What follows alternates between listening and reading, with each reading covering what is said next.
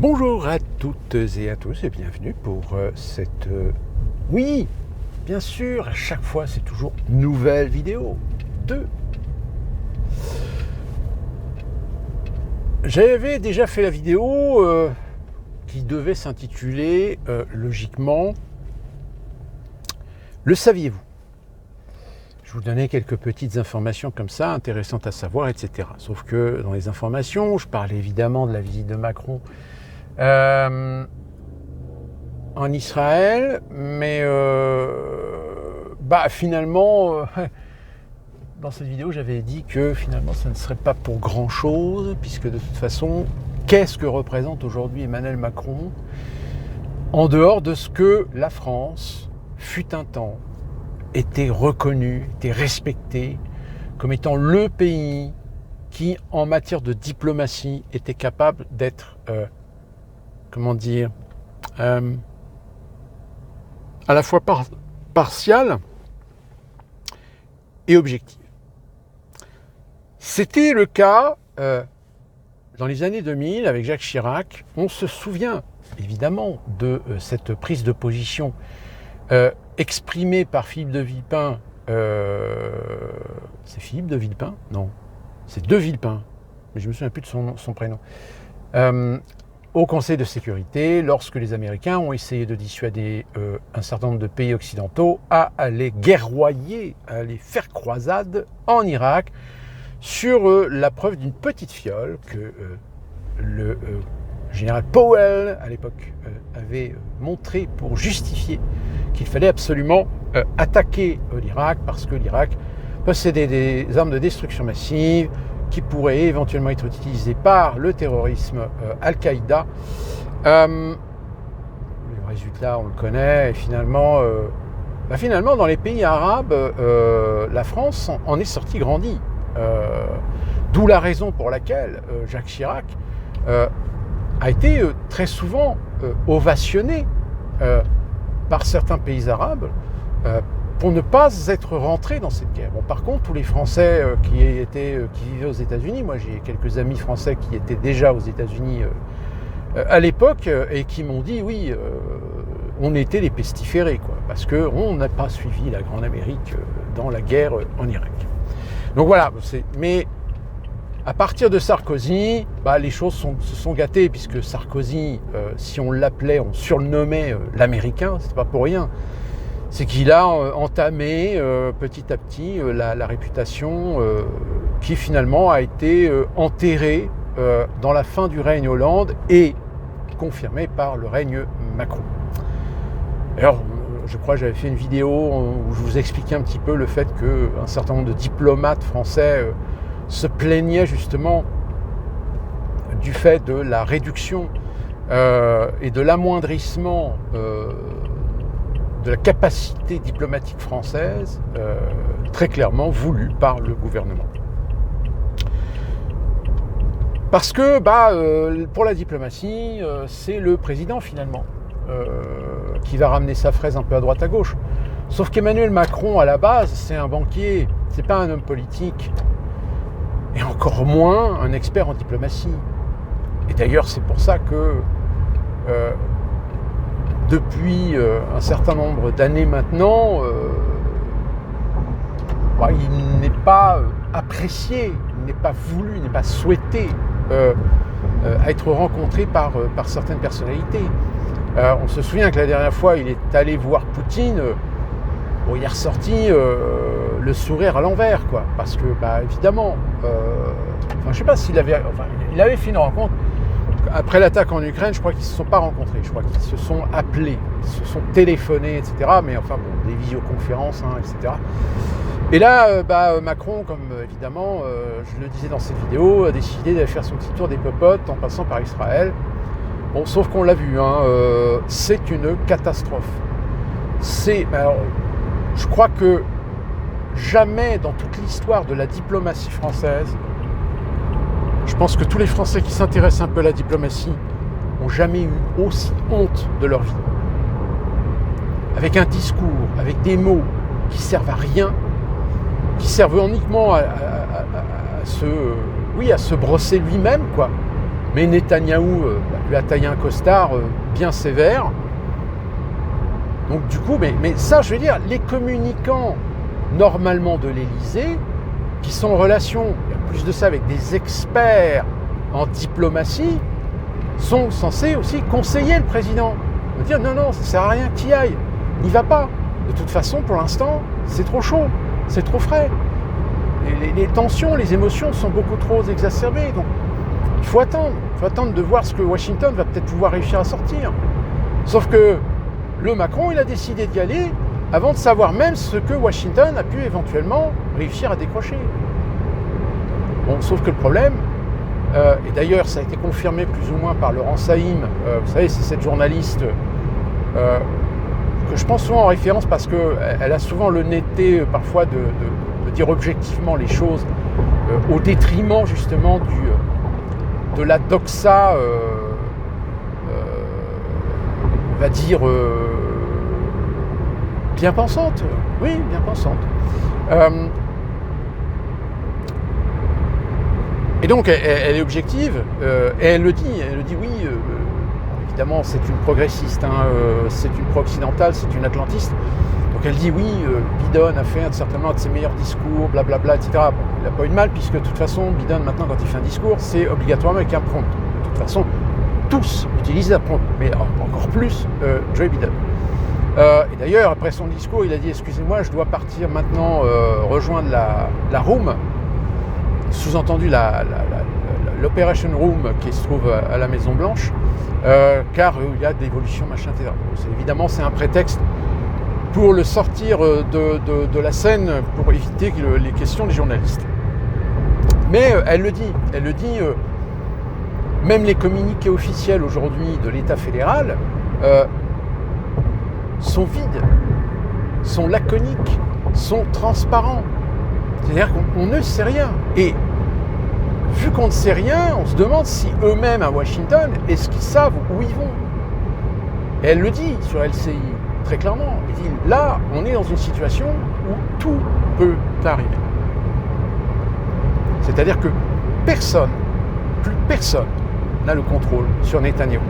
Plus personne n'a le contrôle sur l'État sioniste d'Israël. Demain, ils peuvent tout faire péter. Et là, je ne vous dis pas les alliances qui vont se mettre en branle. Oui, alors, Troisième Guerre mondiale. Je rappelle qu'en Syrie, il y a eu une situation qui n'a pas été très médiatisée, mais on a quand même eu 48 heures où ça a failli déraper en Syrie, avec la Russie.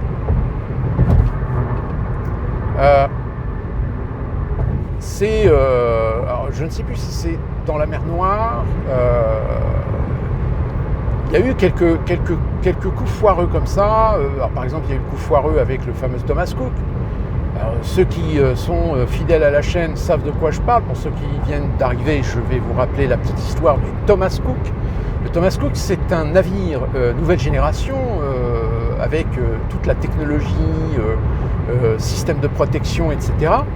qui, non pas une fois, mais 2 fois, n'a pas vu arriver des MiG russes. C'est-à-dire qu'en réalité, le Thomas Cook a été victime d'une avarie des systèmes. Alors on pense évidemment soit à une opération, une attaque MHD, c'est MHD, non, c'est pas, c'est un EPM, voilà, c'est Electro-Pulsion Magnetic, ou un MPE en français, qui est un PME, ou un PME, un PEM, pulsion électromagnétique, PEM. Voilà. Vous savez, c'est cette bombe propre, comme on l'appelle, qui flingue tous les systèmes électroniques. Or, il se trouve que le Thomas Cook est un de ces derniers navires dernière génération qui est normalement protégé de ce genre d'attaque. Or, il semblerait que, malheureusement, je pense que par 2 fois quand même, je pense que les ingénieurs qui ont construit le Thomas Cook ont dû se faire tirer les oreilles par le Pentagone en disant « mais écoutez, vous nous avait promis que le bateau était prévu pour résister à toute attaque. Hein, parce que là, du coup, ils ont eu une panne, une panne des systèmes. Au même moment, il y a 2 mines qui leur ont frisé les moustaches. Évidemment, tout le monde pense à une petite démonstration des Russes. Mais ça, voilà, ça, c'est une histoire que l'on préfère oublier. Et ça a suscité évidemment une petite tension entre les États-Unis et la Russie. Et donc ça, c'était pendant la guerre en Syrie. Et pendant la guerre en Syrie, les oreilles ont commencé un petit peu à s'échauffer entre la Russie, l'Arabie Saoudite, le Qatar et les États-Unis. Donc malheureusement, oui, là on a failli. Ça a failli déraper, très clairement. Bon, heureusement, ça s'est très vite calmé, parce que le jeu n'en valait pas la chandelle. Sauf que là, avec Israël, comme je le dis dans plusieurs vidéos récentes, c'est le choix. C'est là, vous n'avez pas le choix de la... oui, mais c'est compliqué, vous savez, les tensions, la région, l'historique. Oui, non, mais vous avez raison de penser ça. En dehors de l'ignominie et de la barbarie de ces gens qui ont opéré pendant l'opération du Hamas, ou même, aujourd'hui on sait que très clairement le Hamas s'est laissé complètement dépasser par des gens qui ont été récupérés depuis l'État islamique. Donc évidemment ils ont récupéré les littéros fanatiques barbares. Donc pour le résultat qu'on sait, les vidéos, les bodycams qui ont été récupérés sur les soldats du Hamas ont été montrés aux journalistes. Donc évidemment là les journalistes sont bien forcés de dire que là Israël, le problème c'est qu'Israël ils ne peuvent pas laisser passer. Là le discours qui est de dire oui mais bon attendez, vous n'allez pas attaquer Gaza, vous allez massacrer des civils, etc. Non, Israël là ils jouent leur tête. Ils jouent leur tête. Sauf qu'évidemment ils jouent leur tête, mais en sacrifiant très clairement le peuple palestinien. Oui, disons le mot, c'est un sacrifice. C'est un sacrifice évidemment qui est totalement intolérable aux yeux de la communauté internationale, aux yeux des droits de l'homme. Sauf que, là encore, quand vous avez un Macron qui déboule là-bas et qui finalement, pour rien, bon, il va quand même sauver les meubles, il va aller faire un petit tour du côté de la Jordanie, il va faire un petit tour du côté... je crois qu'il va aller voir Sissi en Égypte aussi. Donc voilà, il va aller tâter un petit peu le pouls pour dire, bon, vous, c'est quoi votre position, qu'est-ce que vous faites si jamais ça part en couille, est-ce que vous vous mettez du côté du Hamas, des Palestiniens, voire même de l'Iran, si l'Iran finit par bouger l'oreille, voire même vous mettre en coalition et en alliance avec la Russie, puisque la Russie, de toute façon, elle va va être derrière les mouvements arabes. Mais voilà, c'est pas de la diplomatie. La diplomatie, c'est d'essayer d'amener le débat, d'amener le consensus de la part de certains acteurs concernés. Là, Macron, il va juste rendre visite à des gens pour tâter le terrain. Il ne va pas faire de la diplomatie, de toute façon. Ce n'est pas un diplomate. Donc, au lieu de laisser faire des gens qui savent, qui ont les compétences, non, monsieur veut se mettre sur son piédestal. Donc vas-y, je déboule en Israël, vas-y, je fais mon petit discours, mais je ne me rends pas compte que mon discours, il est complètement pété.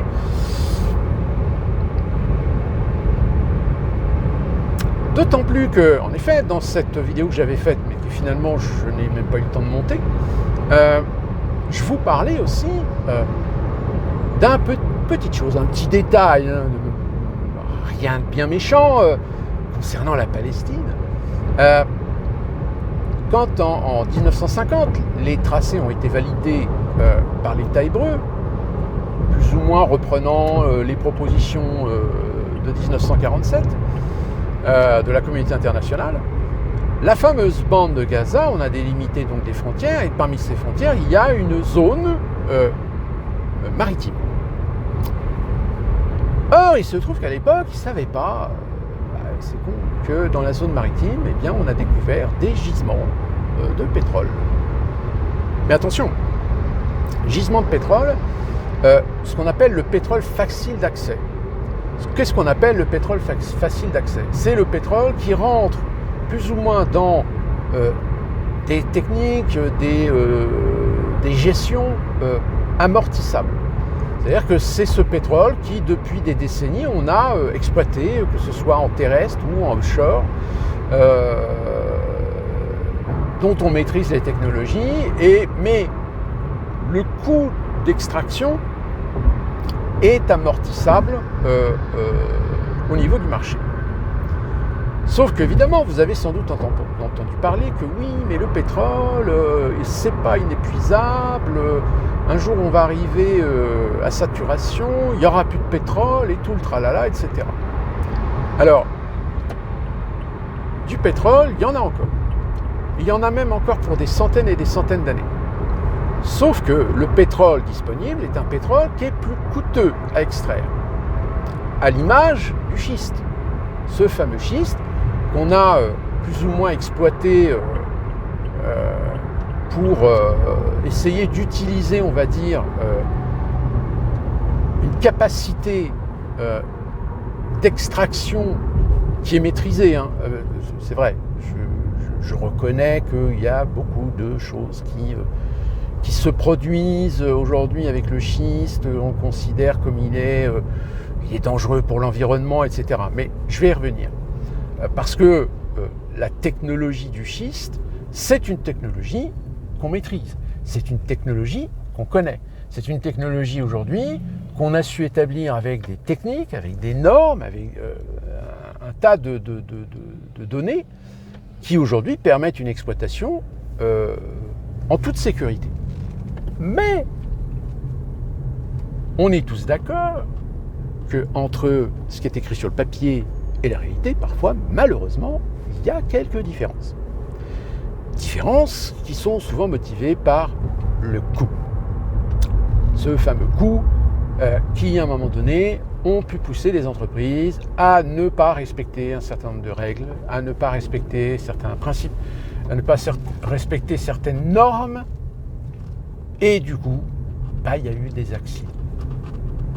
C'est, par exemple, le plus notoire en dehors des accidents de pollution des nappes phréatiques, de pollution de la nature, etc., des environnements, des écosystèmes, etc. Aux États-Unis, on a un exemple de conséquences non négligeables qui est, alors je pense ne pas me tromper, qu'il s'agit du Colorado. Dans le Colorado, il y a des tremblements de terre. Sauf que le problème, c'est que le Colorado n'est pas un État avec une faille sismique qui justifie d'expliquer ces tremblements de terre. En revanche, le Colorado est un des États qui a beaucoup exploité le schiste, c'est-à-dire la technique de la fracture hydraulique. Sauf que le principe, pour ceux qui ne savent pas, vu que c'est une technique qui permet d'aller chercher des nappes beaucoup plus profondément que l'on pourrait les atteindre par des procédés classiques, alors c'est valable pour le pétrole comme le gaz, à ces profondeurs, les poches, évidemment, sont sous pression. Or, si vous faites un trou, la pression va peut-être aider justement à se permettre à ce que vous extrayiez le pétrole en suffisance pour votre intérêt. Sauf que, là encore, nous sommes très profonds. Et que si nous affaiblissons la pression dans les poches, dans les nappes, il y a un moment donné où vous risquez d'avoir des fractures dans la structure même de ces énormes cavernes. Parce que là, on parle de cavernes parce que c'est des poches, des poches qui ont parfois plusieurs kilomètres, de plusieurs kilomètres carrés. Étant donné qu'il y a des défauts de pression lorsqu'on essaie de compenser la pression en extrayant le pétrole ou le gaz, donc c'est pour ça qu'on ingère de l'eau, je crois, de l'eau avec des additifs parce que l'eau est trop léger, il faut quand même un produit qui soit un peu plus épais, si le terme est adéquat, pour justement éviter les accidents, c'est-à-dire que les plafonds de ces cavernes, avec les fissures, etc., comme il n'y a plus de pression pour tenir la structure, vous avez des gros cailloux qui s'effondrent. Sauf que les gros cailloux, c'est des gros cailloux qui font 100, 200, 300 mètres. Donc des gros cailloux de 300 mètres, quand ça tombe, ça crée une résonance. Et cette résonance, elle finit par remonter à la surface et ça donne une impression de tremblement de terre. Alors qu'en réalité, ce n'est pas un tremblement de terre d'origine sismique, c'est un tremblement de terre d'origine résonance, puisque au moment de la chute, ça provoque une onde de choc, et cette onde de choc, elle remonte à la surface. Donc voilà un des problèmes que le schiste a provoqué, raison pour laquelle dans certains endroits, dans certains comtés, le schiste a finalement été interdit d'exploitation. On a définitivement arrêté l'exploitation du schiste dans ces coins-là. Donc, je vous expliquais le schiste pour que vous compreniez bien la différence entre ce qui aujourd'hui est exploitable à moindre coût et ce que aujourd'hui on peut parfaitement trouver encore pour des centaines d'années du pétrole et du gaz, mais évidemment c'est plus coûteux à aller chercher, c'est plus coûteux à extraire. Sauf que là, on a une zone maritime qui appartient à la zone territoriale de la Palestine, où vous avez des nappes de pétrole faciles d'accès en offshore. Donc maintenant, je pense que vous comprenez pourquoi les États-Unis d'Amérique ont envoyé 2 porte-avions en Méditerranée, près des côtes israéliennes. C'est que si jamais les Israéliens attaquent Gaza et décident de liquider Gaza, évidemment, intérêt dans ce sens où les Israéliens n'ont pas les moyens ou les entreprises pour exploiter ces richesses. Donc autant laisser des entreprises qui ont les savoir-faire, moyennant évidemment un contrat exclusif avec une rente ou un retour sur bénéfice concernant l'exploitation d'une dite compagnie évidemment américaine. Mais pour ça, faut liquider la bande de Gaza. Logique. Donc si Israël attaque la bande de Gaza, on a à coup sûr le Hezbollah chiite qui risque d'attaquer au nord. Et là, en revanche, problème, c'est que Israël n'a pas les moyens matériels et humains, militairement parlant, pour travailler sur 2 fronts. D'où la raison des alliances. L'alliance américaine qui pourrait apporter un soutien pour permettre à Israël de respirer sur une potentielle attaque de Gaza ou d'une prise de pouvoir ou d'une prise territoriale de Gaza. Alors évidemment, vous allez me dire, oui, mais les Gazaouites, qu'est-ce qu'on va en faire? Là déjà, ils ont demandé aux Gazaouites du nord de descendre vers le sud. Mais soyez assurés qu'au moment où nous parlons, au moment où je vous parle, certainement que la communauté internationale est en train de travailler pour récupérer les Gazaouites.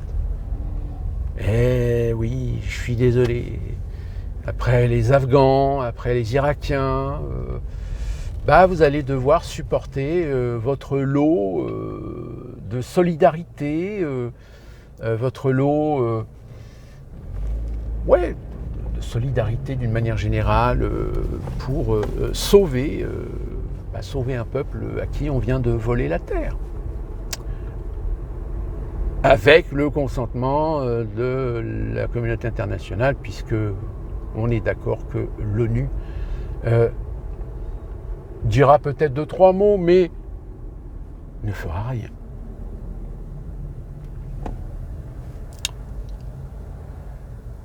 Alors, ce que je vous explique là, évidemment, c'est peut-être de l'extrapolation.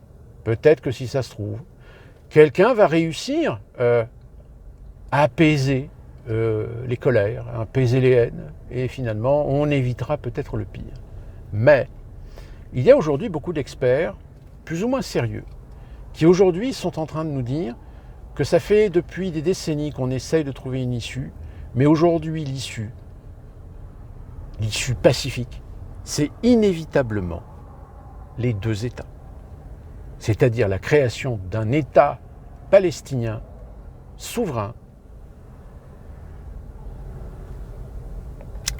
Sauf que pour ça, il faudrait tout simplement dégager Netanyahou. Il faudrait éviter qu'à la tête d'Israël, il y ait des conservateurs nationalistes, qu'on réussisse à mettre en place des gouvernements ou des gens plutôt progressistes. Mais ça, le problème, c'est que si jamais, alors déjà, qui a les moyens de renverser un régime? Les Américains. Mais attention, Washington possède un lobby sioniste. Alors que c'est un lobby sioniste américain qui n'a pas grand-chose à voir avec le sionisme européen. Mais néanmoins, si on touche à Israël, que ce soit des sionistes européens ou les sionistes américains, là, pas d'accord. Hors de question. Donc l'idée d'un interventionnisme pour dégager Netanyahou ne peut venir que d'Israël lui-même, du peuple israélien lui-même. Là, c'est la seule option.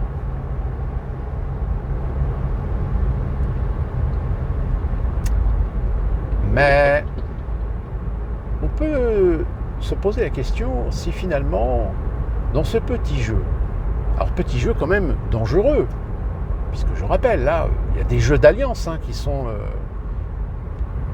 en coulisses, qui du jour au lendemain, sur un claquement de doigts, ça peut très rapidement déraper. Et j'ai envie de dire, et finalement, est-ce que l'Iran... Alors, l'Iran a bien joué son jeu en mettant tout le monde dans la merde, mais est-ce que l'Iran a fait l'initiative, a eu l'idée ou a pu faire cela tout seul? Je dis ça, je dis rien. Mais au vu de la situation aujourd'hui, au vu qu'il est très, très clair que les Américains ont souvent joué l'influence, l'interventionnisme dans beaucoup de pays. Un des pays sur lequel cette influence, cet interventionnisme est très flagrant, c'est le Venezuela. Or aujourd'hui, le Venezuela, on est en train de voir aux États-Unis un changement de paganisme. Et du coup, on se pose la question, est-ce que finalement, les pays émergents ne sont pas finalement ces pays qui aujourd'hui ont tout un intérêt à voir ce bordel se mettre en place? Parce que dans ce cas-là, ça impliquerait évidemment l'Occident, États-Unis, Europe en première ligne, déjà bien embarqués dans la guerre en Ukraine. Bon, d'ailleurs, vous remarquerez que la guerre en Ukraine a complètement disparu de vos médias. Le pauvre Zelensky, là, il essaie de remuer la queue un peu à droite à gauche pour tenter d'exister, mais là, il sent bien que ça va être un problème.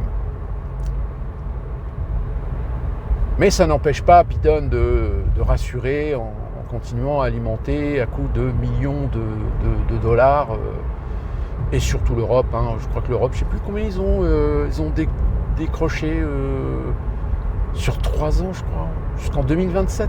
Je crois que je vous en ai parlé dans une vidéo, il me semble. Je crois que c'est 50, 60 milliards d'euros. Donc vous voyez que petit à petit, quand on commence à se poser un petit peu sur les événements et qu'on commence un petit peu à observer un peu à droite à gauche, oui, on se dit que là,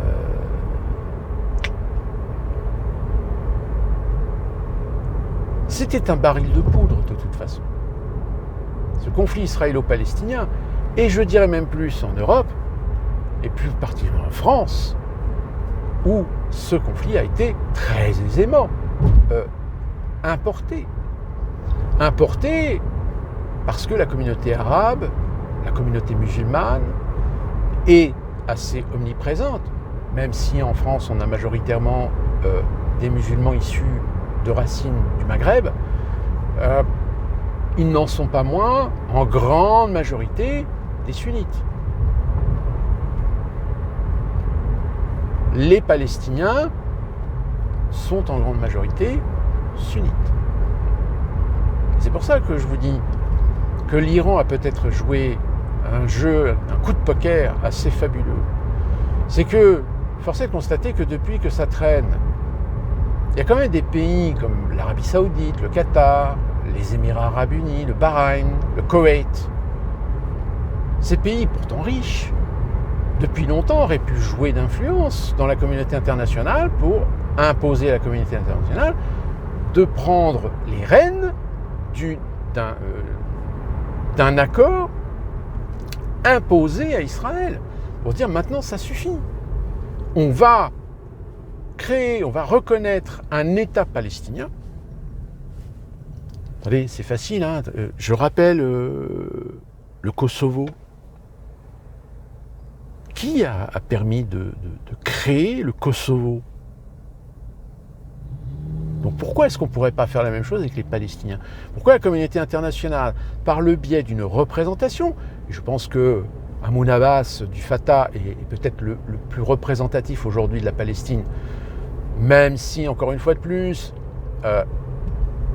le Hamas a été plus ou moins instrumentalisé, utilisé même par les Israéliens pour décrédibiliser justement le parti du Fatah, qui lui était la main tendue pour la création auprès de la communauté internationale d'un arrangement pour la création d'un État palestinien autonome, souverain, etc.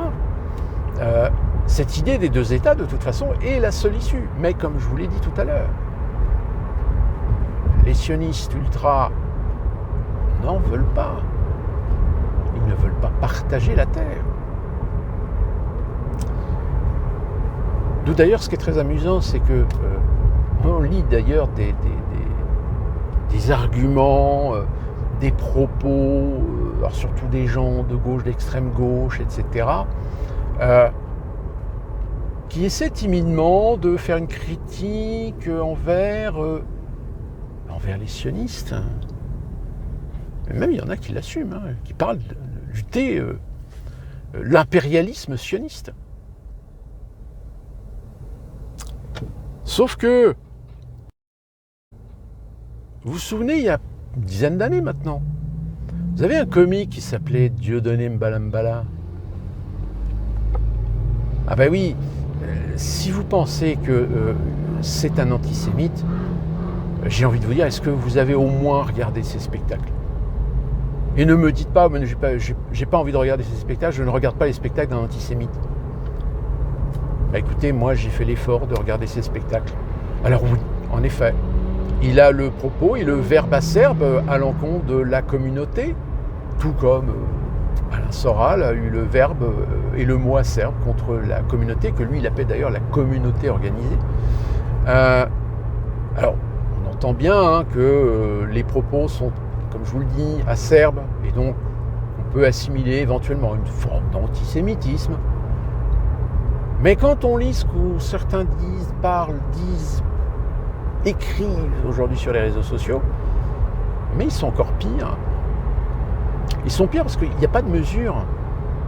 Il y a même des fois certains qui font des discours qu'à la limite on dit attention, précisez quand même qu'il ne faut pas confondre les juifs et les sionistes.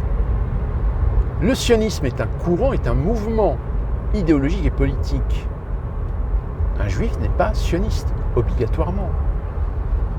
Preuve en est, vous avez les orthodoxes par exemple, les ultra-orthodoxes. Ce sont des antisionistes. Or, à l'époque de M. Valls, on a même été jusqu'à prétendre que être antisioniste, c'est une forme d'antisémitisme. Donc si vous êtes contre un mouvement politique, un mouvement idéologique, assimilation par rapport à une ethnie, par rapport à une religion, donc forcément, vous êtes antisémite. C'est-à-dire qu'à la limite, vous pouvez demain être contre le Hamas, être contre Al-Qaïda, être contre toutes les mouvances islamiques, terroristes. Ben, si on fait la même chose, vous êtes islamophobe, puisque les terroristes d'Al-Qaïda, du Hamas, etc., sont des musulmans. Donc, si vous détestez les musulmans, vous êtes islamophobe. Ouais, mais non, mais en fait, c'est compliqué. Ah bon? C'est compliqué? Ah. De toute façon, je vous l'avais dit, hein, là, on voit bien, d'ailleurs, ça y est, ça se confirme, hein, on sent bien que on essaie de pousser les gens à être de parti pris. C'est-à-dire, soit vous êtes pro-palestinien ou pro-israélien. Mais vous ne pouvez pas être entre les deux, à dire oui, mais c'est compliqué, vous comprenez, machin. Non, non, non, non. T'es pour qui? T'es pour les Palestiniens ou pour les Israéliens? Je vous l'ai dit, souvenez-vous dans cette vidéo. Et bien là, vous avez en ce moment des gens qui sont en train, tout simplement, de militer dans ce sens. C'est-à-dire qu'aujourd'hui, pas de demi-mesure. Vous êtes soit en soutien de l'État d'Israël, soit vous êtes en soutien du peuple palestinien.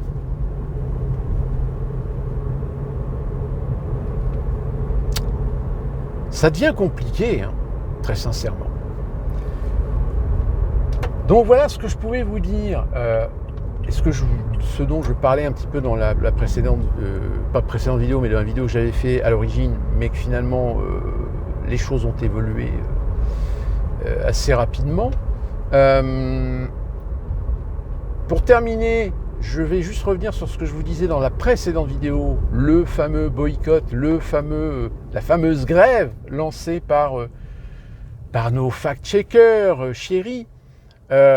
Bon, ils se font allumer sur les réseaux sociaux, sauf que le problème, c'est que vous avez des gens de la bien-pensance, dont par exemple Catherine Lacombe, qui retweet et invite les gens à faire la grève de Twitter le 27 octobre prochain. C'est demain d'ailleurs. Non, c'est après-demain, c'est vendredi. Sauf qu'évidemment, encore une fois de plus, ce qui est formidable avec ces gens-là, c'est que ces gens qui sont en train de dire oui, Twitter est un foyer de fausses nouvelles, de mensonges, Mais, excusez-moi Madame Lacombe, mais il y a 2 ans, vous étiez sur le plateau de BFM RMC, l'émission de Jean-Jacques Bourdin, où vous avez dit que le vaccin va protéger de la transmission du Covid-19. Or, aujourd'hui, nous savons que c'est une fausse information. Une information que vous avez pourtant affirmée, et dont vous êtes aujourd'hui tout à fait incapable non seulement de démontrer, mais en plus de ça, vous faites machine arrière en disant oui, mais vous comprenez... Et d'ailleurs, de toute façon, elle répond même pas. La moindre des décences, c'est quand tu es scientifique, d'admettre que, à l'époque, j'ai dit ça parce que on avait des données, mais c'était des données malheureusement incomplètes. Oui, mais le problème, c'est que si tu admets que finalement, t'as dit quelque chose que peut-être tu croyais à partir de données, mais des données qui n'étaient pas complètes, tu te rends compte que tu es en train tout simplement de dire que tu as menti. Tu as menti alors par péché. Mais non, c'est ces mêmes personnes qui continuent à vous faire la morale, qui continuent à vous faire culpabiliser d'adopter, d'écouter des gens réfractaires, des gens dissonants, des gens qui donnent des informations contraires. Pire, des gens qui, eux, démontrent avec du factuel, avec des documents. Alors que vous ne vous êtes jamais rabaissé à donner des références, etc. Vous êtes simplement installé sur votre beau petit fauteuil, sur votre piédestal. Je suis une scientifique very important. je suis reconnu internationalement, etc. Donc si je dis blanc, c'est que c'est blanc, c'est pas noir.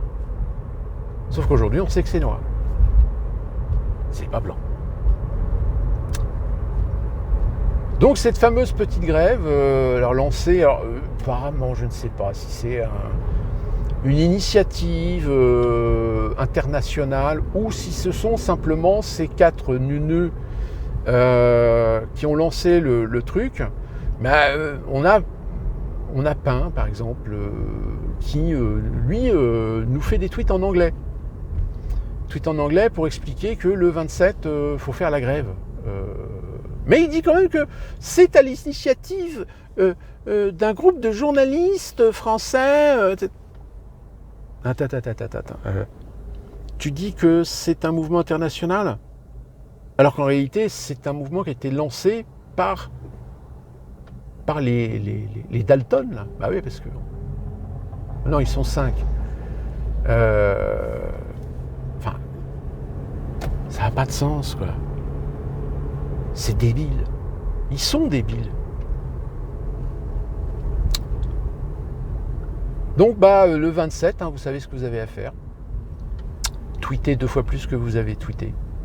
Et d'ailleurs, Musk, je pense qu'il s'amusera certainement, peut-être la semaine prochaine, à montrer les graphiques en disant, regardez, on a voulu faire la grève Twitter en France, sauf qu'on a constaté qu'on a une progression de tweets très important, beaucoup plus important que la moyenne générale. Et ce qui va être très marrant, j'ai envie de dire à M. Pain, au fait, vous avez des employeurs, je ne sais plus c'est qui, c'est LCI, c'est France Inter, ou c'est France Info, je crois, c'est France Info.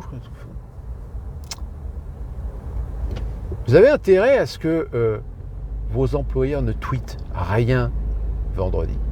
Parce que s'ils tweetent quelque chose, vous rendez-vous compte que ça va être un putain de foutage de gueule, mais monumental. Et que vous allez encore plus vous ridiculiser.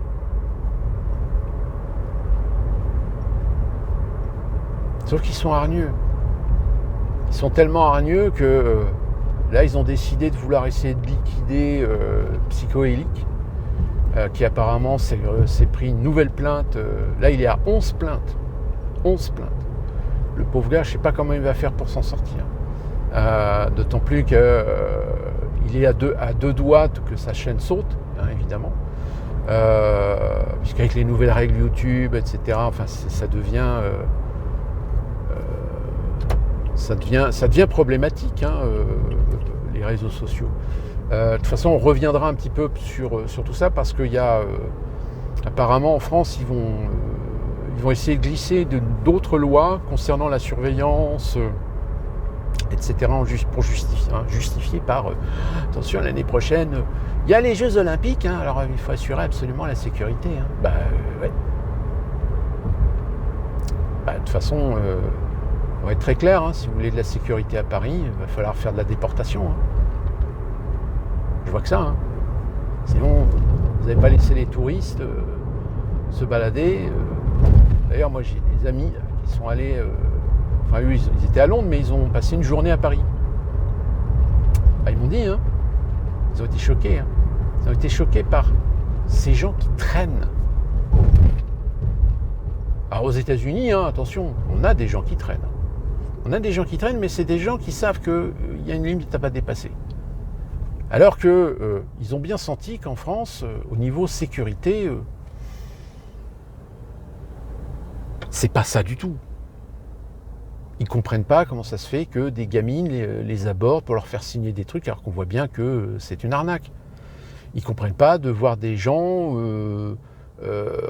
avachis. Ils ne comprennent pas comment, près de la Tour Eiffel, les abords, les trottoirs, le pont est dégueulasse. Ils n'ont pas compris. Pour eux, ils attendaient au moins le pourtour de la Tour Eiffel, que ça soit propre. Mais ils m'ont dit non, c'est dégueulasse. Puis tu vois bien qu'il y a des gens qui sont sales. C'est belle image. Belle image. Bravo. D'ici là, qu'on se retrouve pour une prochaine vidéo. N'hésitez pas à commenter, faites agiter les algorithmes. Dites vous-même ce que vous pensez de ce conflit. Est-ce que vous pensez que ça va être la Troisième Guerre mondiale, ou est-ce qu'au contraire, finalement, on va se rendre compte que l'ONU ne sert à rien? D'ailleurs, petite anecdote, je vous rappelle, la Société des Nations, c'était l'ancêtre des Nations Unies. Et là, la Société des Nations, on s'est rendu compte que tout d'un coup, elle était totalement impuissante quand Adolf Hitler a commencé à faire ses annexions. Et du coup, la Société des Nations n'a absolument rien pu empêcher par la suite. À méditer. D'ici là, qu'on se retrouve pour une prochaine vidéo. Portez-vous bien.